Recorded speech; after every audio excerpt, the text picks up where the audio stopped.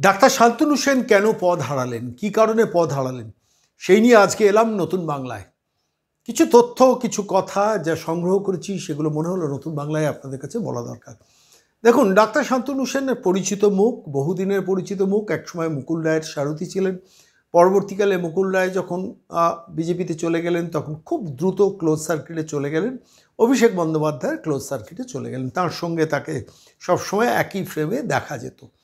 সেই মানুষটি পরবর্তীকালে রাজ্যসভায় গেলেন, বোধহয় মেডিকেল কাউন্সিলের কোনো যে তৃণমূল প্রভাবিত প্রতিষ্ঠান আছে সেখানে তিনি কন্ট্রোল করতে শুরু করলেন, তার সদস্য থাকলেন। ফলত মমতা বন্দ্যোপাধ্যায়, অভিষেক বন্দ্যোপাধ্যায় শান্তনু সেনকে দিয়ে মেডিকেল ফ্র্যাটার্নিটিটাকে কন্ট্রোল করাতেন। নির্মল মাঝিকে দিয়ে পুরোটা হতো না, বাকিটা শান্তনু সেনকে দিয়ে করাতেন। আর এদিকে সাইলেন্টলি সুদীপ্ত রায় তো তার কাজটা করতেন। এই ছিল অঙ্কের বিন্যাস। শান্তনু সেন একসময় তৃণমূলের কাউন্সিলর ছিলেন, উত্তর কলকাতার দিকের একটা একটা একটা একটা পার্টিকুলার ওয়ার্ড 2 নম্বর না 3 নম্বর, সেখানে কাউন্সিলর ছিলেন। পরবর্তীকালে সেই সিটটা সম্ভবত রিজার্ভড হয়ে যায়। তারপরে তার স্ত্রী, তিনিও মেডিকেল প্রফেশনে আছেন, ডাক্তার, তিনি সেখানে কাউন্সিলর হিসেবে নির্বাচিত হন। এবং তার কন্যা শান্তনু সেন এবং তার স্ত্রীর যিনি কন্যা, তিনিও এই মুহূর্তে আরজি কর মেডিকেল কলেজে পড়াশোনা করছেন। সেই শান্তনু সেন রাজ্যসভায় গিয়েছিলেন। সেই শান্তনু সেন মুখপাত্র হয়েছেন তৃণমূল কংগ্রেসের হয়ে। প্রত্যেকটা টক শোতে থাকতেন। বিভিন্ন সময় সংবাদ মাধ্যম যখন টেলিফোন করতেন তিনি তৃণমূল কংগ্রেসের হয়ে ব্যাটিং করতেন। সেই মানুষটাকে নিয়ে আজকে এলাম কেন, যে খবরটা আপনারা ইতিমধ্যেই পেয়েছেন যে শান্তনু সেনকে মুখপাত্র পদ থেকে অব্যাহতি দেওয়া হয়েছে, অর্থাৎ সরিয়ে দেওয়া হয়েছে। ফলত স্বাভাবিকভাবে সাধারণ মানুষের কৌতূহল যে কী এমন ঘটলো যে শান্তনু সেনকে সরানো হলো।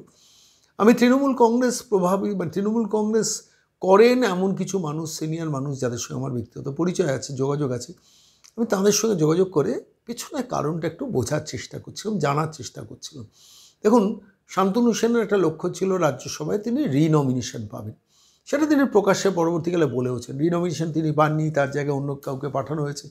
এবং তিনি ক্ষোভ ব্যক্ত করেছিলেন, যন্ত্রণার কথা বলেছিলেন, বলে হ্যাঁ আমার তো একটা এক্সপেকটেশন কিন্তু আমারকে দেওয়া হয়নি, আমার মনে ব্যথা হয়েছে। কিন্তু আমার নেত্রী মমতা বন্দ্যোপাধ্যায়, আমার সেনাপতি অভিষেক বন্দ্যোপাধ্যায়, তাঁরা যা বলবেন, যা দায়িত্ব দেবেন সেই কাজ পালন করব।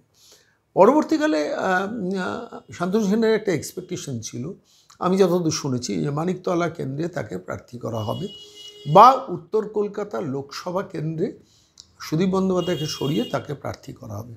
সে দুটোর কোনোটাই হয়নি। ফলত আলটিমেটলি সেখানেও একটা ব্যথা পান যে যেখানে মানিকতলা কেন্দ্রেও নমিনেশন হলো না, কিংবা লোকসভা, উত্তর কলকাতা লোকসভা কেন্দ্রে যেহেতু তিনি রাজ্যসভার সদস্য ছিলেন, পরিচিত মুখ, তার একটা এক্সপেকটেশন তৈরি হয়েছিল, সেখানে তিনি নমিনেশন পাননি। এই পর্যন্ত ছিল। সাম্প্রতিককালে আপনারা দেখেছেন যে শান্তনু সেন তৃণমূল কংগ্রেসের প্রায় নিয়ম করে প্রত্যেকটা টক শোতে যেতেন, বিভিন্ন চ্যানেলে যেতেন, এবিপি আনন্দের টক শোতে থাকতেন, সংবাদ মাধ্যম তাকে ফোন করে বাইট নিত এবং তিনি একদম মুখস্থ বিদ্যের মতো তিনি তার কথাগুলো বলে যেতেন। এই 1 2 3 4 তথ্য স্মৃতিতে থাকতো এবং সেগুলোকে মানে যা বলার সেগুলো বলে যেতেন। সেই ডক্টর শান্তনু সেনের পদ গেল কি প্রসঙ্গে? আরজি কর প্রসঙ্গে। দেখুন, আরজি করের যে বিষয়টা, ঘটনাটা ঘটেছে সেটা আপনারা জানেন, নতুন করে আমি ব্যাখ্যায় যাচ্ছি না। সেখানকার যিনি প্রিন্সিপাল ডাক্তার সন্দীপ ঘোষ, সেই ডাক্তার সন্দীপ ঘোষের বিরুদ্ধ লবিতে ছিলেন শান্তনু সেন। অনেক দিন ধরেই এই আরজি কর মেডিকেল কলেজ হসপিটালটা যে মানুষটা কন্ট্রোল করেন সেটা হচ্ছে সুদীপ্ত রায়। সুদীপ্ত রায় কিন্তু মিডিয়ার সামনে বেশি আসেন না, খুব ঠান্ডা মাথায় কথা বলেন। সম্ভবত শ্রীরামপুরে তিনি বিধায়ক, রোগী কল্যাণ সমিতির ওই আরজি করের সভাপতি, এবং মমতা বন্দ্যোপাধ্যায় খুব সাইলেন্টলি মমতা বন্দ্যোপাধ্যায়ের সঙ্গে তিনি কোলাবোরেট করেন। তো সাম্প্রতিককালে শান্তনু সেন আরজি কর থেকে পড়াশোনা করেছেন, তার স্ত্রী সেখানকার ডাক্তার ছিলেন, মানে সে ডাক্তার আছেন, তার কন্যা সেখানে ডাক্তারি পড়াশোনা করে। সেই আরজি কর মেডিকেল কলেজে শান্তনু সেন কিন্তু ব্রাত্য হয়ে আছেন এবং কাটসি ডাক্তার সন্দীপ ঘোষ। এটা হচ্ছে বেসিক অঙ্ক। আমি এই স্ট্রাকচারটা বললাম যাতে মানুষের বুঝতে সুবিধা। তাহলে এই সন্দীপ ঘোষের বিরুদ্ধে শান্তনু সেনের রাগ, যন্ত্রণা, ক্ষোভটা কোথায়? এইবার আসি পলিটিক্যাল কেমিস্ট্রিটা। সেটা হচ্ছে, আপনি জানেন ক্যামাক স্ট্রিটের প্রভাবশালী ভাইপো তিনি কিন্তু বিভিন্ন সেগমেন্টে ঢোকেন। আইপিএস কন্ট্রোল করেন, WBCS কন্ট্রোল করেন, WBPS কন্ট্রোল করেন, অর্থাৎ West Bengal police service control করেন। বিভিন্ন সরকারি সেগমেন্টে কে কোন পজিশানে যাবে, কে কোন অফিসার কোথায় প্রমোশন হবে, কাকে কম্পালসারি ওয়েটিংয়ে পাঠানো হবে, বিনীত গোয়েলকে দিয়ে কী করানো হবে, রাজীব কুমারকে দিয়ে কী অপারেট করানো হবে, এবং যা যা কাজকর্মগুলো সেগুলোকে তিনি ওখান থেকে ক্যামাক স্ট্রিট থেকে বসে ঠান্ডা মস্তিষ্কে পুরোটা অপারেট করেন।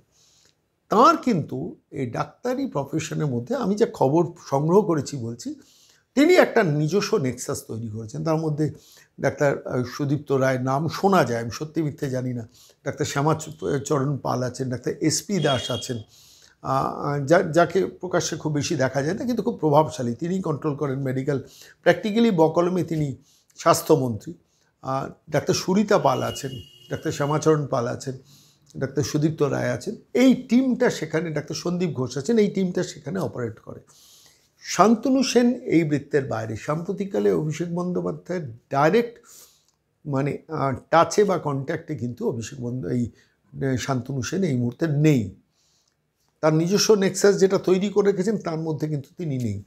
ফলত তিনি একটু বিচ্ছিন্ন দ্বীপের মতো বাস করছিলেন। মুখপাত্র কথা বলতে হয় সেইটুকু, না আছে রাজ্যসভার সাংসদ পদ, না আছে লোকসভার কোনো টিকিট, না আছে বিধানসভার টিকিট, না আছে কোনো মন্ত্রিত্ব, যেহেতু তিনি প্রথম থেকে তৃণমূল কংগ্রেসের একটা পরিচিত মুখ। ফলত এইখানেই লাগে স্বার্থের সংঘাত। এবং এই particular RG Kar medical college hospital, যদি ইন্ডিয়ান মেডিকেল অ্যাসোসিয়েশনের সঙ্গে তার সম্পর্ক আছে, কিন্তু এই আরজিকর মেডিকেল কলেজ হসপিটালে সন্দীপ ঘোষ একে একদম ব্রাত্য করে রেখে দিয়েছিল। অর্থাৎ আরজিকরের মেডিকেল কলেজ হসপিটালের মধ্যে কোনো ব্যাপারেই শান্তনু সেনকে বিচরণ করতে দিতেন না। এখন স্বাভাবিকভাবেই শান্তনু সেনের মনে একটা অভিমান থাকার কথা যে আমি পার্টিকে এত দিচ্ছি, এত কিছু বলেছি, এত করেছি, তাহলেও আমাকে কেন সেই যে স্পেসটা দেওয়া হচ্ছে না। আমি উত্তর কলকাতার মানুষ, আমার আরজি করে বড় হয়, সেই আরজি করে আমাকে কোনো রকম ব্যাপারে মাথা গলাতে দেওয়া হয় না, সেখানকার রোগী কল্যাণ সমিতির সভাপতি করতে দেওয়া হয় না, বা এই প্রিন্সিপাল অ্যাপয়েন্টমেন্টটা আমার নিয়ন্ত্রণে রাখা হয় না, সেখানেও সে নির্মল মাঝি মাঝে মাঝে ছড়ি ঘুরিয়ে যান। এইটা কিন্তু শান্তনু সেনের মনের যন্ত্রণার একটা দিক, এবং এটা যুক্তিসঙ্গত যন্ত্রণা। কারণ শান্তনু সেন তো তৃণমূল কংগ্রেসের জন্য অল আউট লড়েছেন, এত অস্বীকার করে লাভ নেই। আমরা কেউ পছন্দ করতে পারি, কেউ অপছন্দ করতে পারি, কিন্তু যেটা ঘটনা, তো তাকে, তার স্ত্রীকে একটা কাউন্সিলর পদ দিয়ে রেখে আর মুখপাত্র পদ রেখে কেন তিনি সন্তুষ্ট হবেন? প্রত্যেকটা লোকের একটা অ্যাসপিরেশন থাকে, তো সেটা তিনি হতে পারেননি। রাজ্যসভায় গিয়ে হই ক্লাবের মেম্বার হতে পারেননি, লোকসভায় টিকিট পাননি, লোকসভায় টিকিট পেয়ে লোকসভার সাংসদ হতে পারেননি। ফলত পাশাপাশি আরজি করের মধ্যেও তার ইনভলভমেন্টের জায়গাটা একদম স্তীমিত করে গেছে, এবং ডাক্তার ফ্র্যাটার্নিটির কন্ট্রোলটা আস্তে আস্তে শান্তনু সেনের হাত থেকে বার করে আনার চেষ্টা হয়েছে। ফলত শান্তনু সেন এই সন্দীপ ঘোষের যখন আউটস্টার হলো ছাত্র আন্দোলন, সেটাকে কিন্তু প্র্যাকটিক্যালি সমর্থন জানিয়ে দিলেন। এই সমর্থনটা আউট অফ কিছুটা ফ্রাস্ট্রেশন, যে আমাকে পলিটিক্যালি আপনারা সাবমিসিভ করে রেখেছেন, কিন্তু যখন সন্দীপ ঘোষ বিপদে পড়েছে, here is the time to react. কিন্তু সন্দীপ ঘোষ এমন একটা প্রভাবশালী, সেটা কিন্তু শান্তনু সেন বুঝতে, ক্যালকুলেশনে ভুল করেছেন। যেটা অনেকে আমাকে বলেছেন, শান্তনু সেন কিন্তু শান্তনু সেনের সন্দীপ ঘোষ হচ্ছে তৃণমূল কংগ্রেসের ফান্ড রেজার। তৃণমূল কংগ্রেসে যে ফান্ড রেজিং, সেখানে এই সন্দীপ ঘোষের একটা কন্ট্রিবিউশন, বড় কন্ট্রিবিউশন আছে। এটা আমাকে ডাক্তার ফ্র্যাটার্নিটি অনেকে বলেছেন, ঠিক কি ভুল আমি জানি না। শান্তনু সেন তো সেইখানে কম্পিট করতে পারেননি। এবং মুশকিলটা হচ্ছে তৃণমূল কংগ্রেস দলটা টাকাটা খুব ভালো বোঝে। অনুব্রত মণ্ডল টাকা দিত, ঠিক ছিল। জ্যোতিপ্রিয় মল্লিক টাকা দিত, ঠিক ছিল। পার্থ চট্টোপাধ্যায় টাকা বেশিটাই নিজের কাছে রেখে দিত, পার্টিকে কম দিত, ঠিক ছিল না। ফলত এই যে কেমিস্ট্রিটা, এটা তৃণমূল কংগ্রেসের মধ্যে যেসব নেতারা বুঝেছেন, তারা কিন্তু সাস্টেন করেছেন। যারা বুঝতে পারেননি, তারা কিন্তু আস্তে আস্তে আস্তে আস্তে পিছিয়ে পড়েছেন। ফলত শান্তনু সেন রিয়্যাক্ট করাতে যে কথাগুলো সন্দীপ ঘোষের বিরুদ্ধে বলেন, সন্দীপ ঘোষ আপনাদের বলেছি, সন্দীপ ঘোষ হচ্ছে মোস্ট পাওয়ারফুল একজন পার্সন। তার সম্বন্ধে যা যা তথ্য পাচ্ছি শিউরে শিউরে উঠছি, বিশ্বাস করুন। কিন্তু হাতে ডকুমেন্টস ছাড়া সে নিয়ে কথা বলবো না, ফলত আমি সেই নিয়ে কথা বলছি না এখন। কিন্তু আমার হাতে যা তথ্য এসছে, তাতে শিউরে ওঠার মতো তথ্য এসছে। সে নিয়ে তথ্য ডকুমেন্ট কিছু পেলে সে নিয়ে প্রতিবেদন আপনাদের কাছে করব। সেই সন্দীপ ঘোষ, আমি সন্দীপ ঘোষের কথা বলছি, সেই সন্দীপ ঘোষ মমতা বন্দ্যোপাধ্যায়ের ক্লোজ সার্কিটে ছিলেন এবং ভাইপোর প্রোটেকশানে ছিলেন, এবং সুপার ইনফ্লুয়েন্সিয়াল একটা ক্যারেক্টার। তা নাহলে পিজি হসপিটালে 3 বার ট্রান্সফার হয়ে 3 বার তুরন্ত বদলি হয় নাকি? পৃথিবীতে কোনো হসপিটালে হয়েছে? যে ডাক্তার সন্দীপ ঘোষের সম্বন্ধে এত মানুষের ক্ষোভ যন্ত্রণা অভিযোগ, যে তৃণমূল প্রভাবিত ডাক্তাররাও তার বিরুদ্ধে বাজে কথা বলছেন, প্রতিবাদ করছেন, মানে তার অন্যায় কাজকর্ম নিয়ে তীব্র সমালোচনা করছেন, প্রেস ক্লাবে বৈঠক করছেন, তাও মমতা বন্দ্যোপাধ্যায় সেই সন্দীপ ঘোষ চাকরি ছাড়লেও তাকে নিয়ে গিয়ে পোস্টিং দিয়ে দিচ্ছেন। কোথায়? National medical college hospital. তাকে ঢুকতে দেওয়া হচ্ছে না হসপিটালগুলোতে, তা সত্ত্বেও সেই মানুষটাকে জোর করে ঢোকানোর চেষ্টা হচ্ছে। হাইকোর্টকে ইন্টারফেয়ার করে সন্দীপ ঘোষকে বলছে গেট আউট, যান 3 মাসে 3 সপ্তাহ ছুটিতে যান। এই যে পরিস্থিতি, এই পরিস্থিতিটার পূর্ণ সদ্ব্যবহার কিন্তু শান্তনু সেন মনের জ্বালা যন্ত্রণা মেটানোর জন্য করেছেন। সেই জ্বালার পেছনে একদিকে আর্জি করে ভেতরে ঢুকতে না দেওয়া পুরো ব্যাপারটা, আরেক দিকে হচ্ছে তৃণমূল কংগ্রেসও তার যেটা প্রাপ্তি তিনি মনে করেন সেই প্রাপ্তিটা তিনি পাননি। ফলত এই ফ্রাস্ট্রেশন থেকে তিনি রিয়্যাক্ট করেছেন আর পদটা খোয়ালেন, মুখপত্র পদ। অবশ্য তৃণমূল কংগ্রেস তো দল, পদ আর মুখপত্র তফাৎ কী। কুণাল ঘোষ মুখপত্র পদ খুইয়েছেন, মনে আছে, সুদীপের বিরুদ্ধে কথা বলে, কিন্তু তিনি তৃণমূল কংগ্রেসের মুখপত্রের কাজটা চালিয়ে যাচ্ছেন। আসলে একটা ব্যক্তি মালিকানার প্রাইভেট লিমিটেড রোজগারের কোম্পানির মতো দল, ফলে স্বাভাবিকভাবে সেখানে মুখপত্র পদ থাকা না থাকার কোনো মূল্য নেই। কিন্তু প্রকাশ্যে হিউমিলিয়েশন তো। আমি ডক্টর শান্তনু সেনকে বলবো, দেখুন আপনার অনেক সমালোচনা অনেক সময় আমি করেছি, কিন্তু আজকে যে ভূমিকাটা আপনি পালন করছেন সেটা কিন্তু আরজি করের পক্ষে ভালো, এবং অবশ্যই সন্দীপ ঘোষদের বিরুদ্ধে কথা বলাটা এই মুহূর্তে বাংলার মানুষ চাইছে, সেটাই আপনি করছেন। আপনি লাইন থেকে বিচ্যুত হবেন না।